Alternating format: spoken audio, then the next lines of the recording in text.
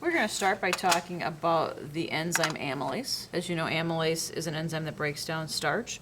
Starch is a polysaccharide. Starch is going to be broken down into glucose and maltose. The indicator solution that tests for amylase production in a bacteria is called iodine.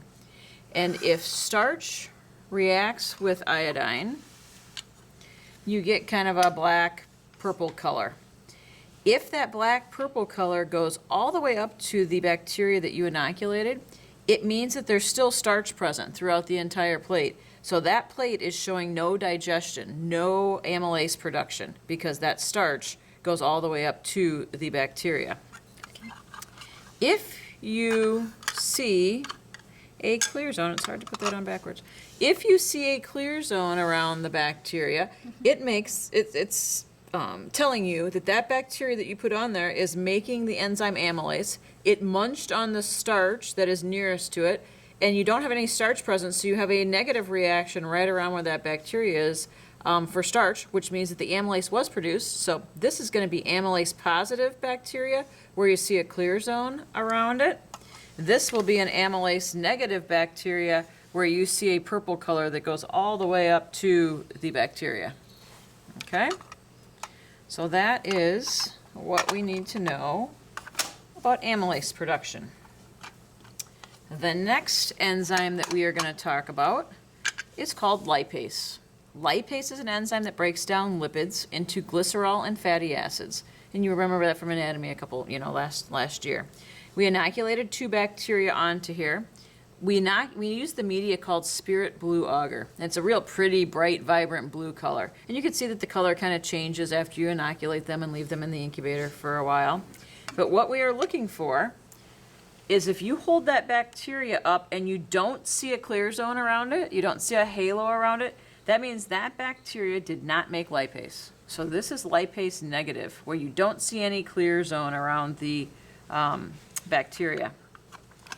If you hold that plate up, and can you see that there's a little bit of a clearing around that bacterial inoculation? That means that it's positive for lipase production, and the lipids were broken down and digested. So this is going to be lipase positive, where you see that little clear halo around the bacterial inoculation.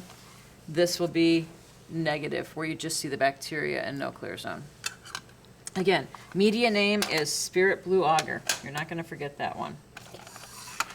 Next test is gelatinous. So you know you're going to make Jell-O for your child, and you put that in the fridge, and Jell-O should be semi-solid. If you put it in there, and let's say you forget about it for 2 weeks, and you go back in there, and it's liquid, your bowl, there's liquid in there, there's no more Jell-O. It means that there was a bacteria that got into there, and it made the enzyme gelatinase that broke down the gelatin in your Jell-O to a liquid. So the media that we used for this is called TSA gelatin. And both tubes started out as a solid, like you see here. We inoculated 2 different bacteria into here, and we incubated them, and we put them in some ice, and you can see one of them turned into a liquid. So this particular bacteria produced the enzyme gelatinase, and it broke down the gelatin, and it made a liquid. So this tube that's liquid is showing the positive presence of the enzyme gelatinase. This tube is showing the negative production of gelatinase, because you still have a solid gelatin mass right there. So positive, negative for the enzyme gelatinase. Again, the name of the media, TSA gelatin, tryptic soy gelatin. The next one is called urease production. Urease is an enzyme that breaks down urea into the products ammonia and carbon dioxide. Carbon dioxide is a gas, and we've got nothing in here that can show gas collection. So we're kind of going to leave carbon dioxide out of the equation right now, but you can see that there was a color change that occurred. The media name is called urea broth. I put a pH indicator into that. The pH is acidic if it's this kind of yellow color, and the pH is basic if it turns to this hot pink color that you see. So if you look, you need to know that ammonia is a basic or alkaline pH product. So we're looking for a pH change and a color change henceforth.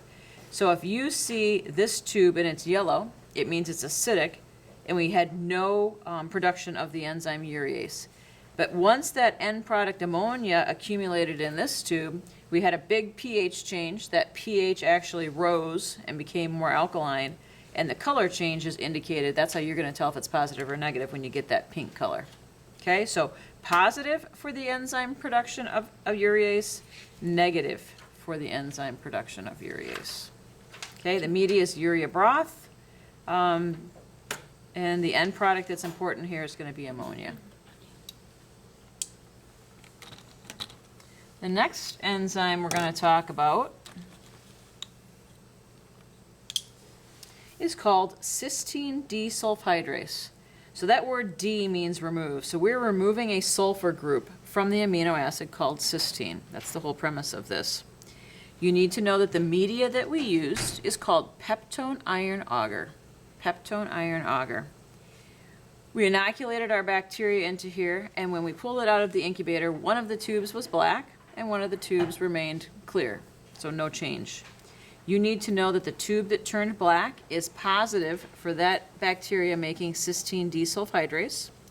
You need to know that the end products that were produced were called hydrogen sulfide and pyruvic acid and ammonia. You should underline hydrogen peroxide, excuse me, not hydrogen peroxide, hydrogen sulfide. Underline hydrogen sulfide, because that's the important product in this case. So the sulfur from hydrogen sulfide reacts with the iron in the peptone iron agar, and it produces a precipitate called FeS, or iron sulfide. That's what this black stuff is in here. So you know that that end product that made that black color is called iron sulfide. You got the iron from the media, and you got the sulfur from the hydrogen sulfide that was produced in the reaction. So positive for the production of cysteine desulfhydrase, negative. Name of the media is peptone iron agar. Next one we have is lysine decarboxylase production. The media that we use kind of looks like grape Kool-Aid. Okay, so it's called lysine decarboxylase broth. It is a purple color when you initially get it. Before this reaction will take place, two conditions have to be present. You have to have anaerobic, so no oxygen, and the condition has to be acidic. Well, what we do in here, we put a sugar in this media, and the sugar is going to be fermented by the bacteria that's in there, and they make acids, or acids and gases. So pH-wise, a purple tube is going to be alkaline or basic in pH. The yellow tube is going to be acidic in pH. The name of that little tube that you see on the inside is called a fermentation tube. And the purpose of that fermentation tube is to collect gas. And just maybe at the top of my finger, I can see a little empty air pocket in the top of that. So a little bit of gas was collected on the inside of here. But what I want to show you is that the name of the product that is important here is called cadaverine. And cadaverine is going to be very alkaline or basic.